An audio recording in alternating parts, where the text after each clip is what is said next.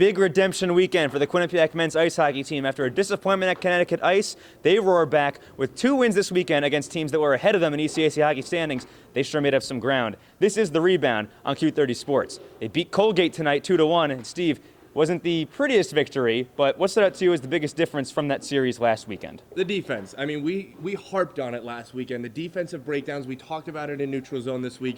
The defensive breakdowns in this team last week really made them the 3rd best team in the tournament last weekend. You know, whether they beat UConn or not last weekend, the defense kind of held them back. And this weekend, 1 goal in 2 games against 2 offenses that are up there with one of the better in the NCAA. So the defense, whatever was done at practice this week worked. The install that was put in practice for the defense worked.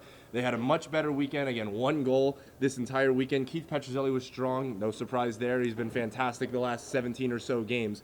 But again, for the Bobcats, the defense was such a standout for this weekend. The offense, you want to talk about the offense, 5 goals last night against Cornell. Tonight, a little less. They were a little shaky. It was hard to get through the neutral zone. So, I mean, the one consistent part of this team was the defense this weekend. A defense, one of those things that doesn't usually show up on the score sheet, and maybe it's a little unsung hero, so to speak. So who was your unsung hero of this last weekend here? Well, he's a guy that got his first goal in over 25 games last night. It was TJ Friedman. He's a guy that has been bumped back from forward to defense, and Rand Pecknell talked about it after the UConn game last weekend, that it seemed like after every single TV timeout, TJ Friedman was going from offense to defense, and that's really hard to do from a mentality standpoint of we're either focusing on shutting down the neutral zone or focusing on getting through the neutral zone, and that could be really mentally taxing on a player. And for TJ Friedman this weekend specifically, blocking shots, getting in shot lanes, breaking up passes, really doing a very good job on the penalty kill as well. The penalty kill was fantastic this weekend.